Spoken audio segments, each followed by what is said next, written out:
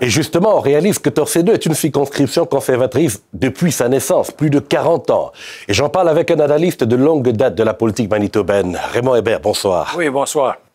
Alors, en octobre, le NPD était à 2 doigts de briser le mythe. Torcédou est-il à la portée des néo-démocrates cette fois? Oui, possiblement.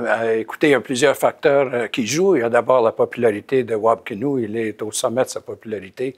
Il a été très astucieux de déclencher l'élection immédiatement après la démission de Mme Stephenson. Alors, ça, évidemment, ça joue.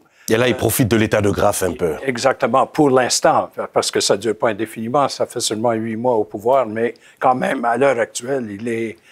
je pense qu'il est très performant comme premier ministre. Il est très populaire en général. Il a pris toutes sortes de mesures, je pense, qui plaisent à la population. Et c'est surtout le ton qu'il donne à la gouvernance du Manitoba, je pense, qui est très apprécié. Mais certains disent que ça ne marche pas toujours pour une élection partielle, parce que là, on était parti pour sanctionner un gouvernement conservateur. Et cette fois, on est juste dans une circonscription.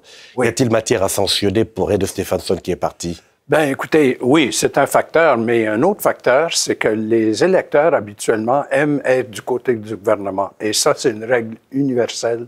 Et lorsqu'on élit, par exemple, supposons qu'on élirait un libéral dans cette circonscription-là, bien, écoutez, ça fait pas de sens. Parce que le Parti néo-démocrate est au pouvoir, il sera au pouvoir pour 4 ans.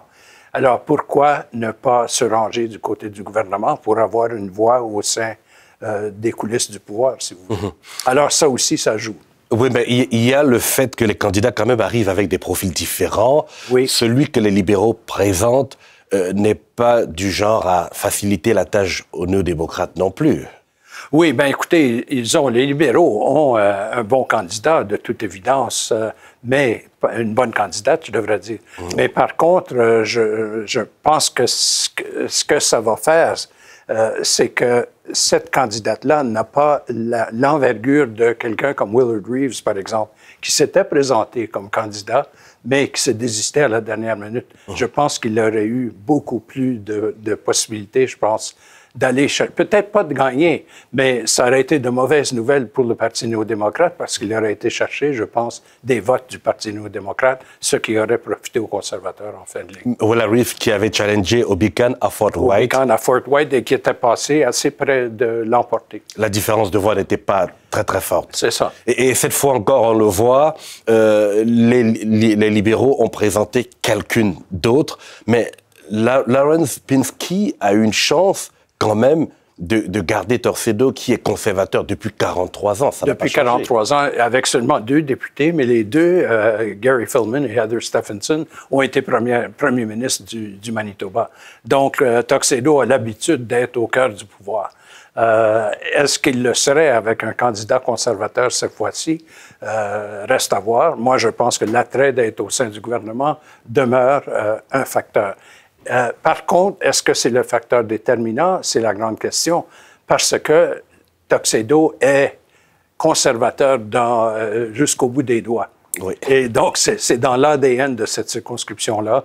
Et je pense que ça va se jouer le soir des élections, à savoir quel des deux grands partis vont pouvoir faire sortir le vote, comme on dit. Quand vous dites que Torcédou est conservateur jusqu'au bout des doigts, c'est que c'est une circonscription où on sait que les revenus par ménage sont relativement élevés. Oui. On parle d'une circonscription riche et généralement des personnes, des propriétaires qui votent conservateurs. Exactement. Et je pense que sur le plan idéologique, M. Pinsky reflète bien la circonscription. C'est un modéré, c'est un conservateur modéré, centre-droite. C'est pas un extrémiste du genre qu'on a vu lors de l'élection à la chefferie du Parti conservateur avec Shelley Glover. Alors, cet élément-là n'est pas présent dans l'élection partielle dans Torcédou. Quelle place reste-t-il pour les Verts? Bien, écoutez, les deux partis mineurs, je pense qu'ils n'ont évidemment aucune chance de l'emporter.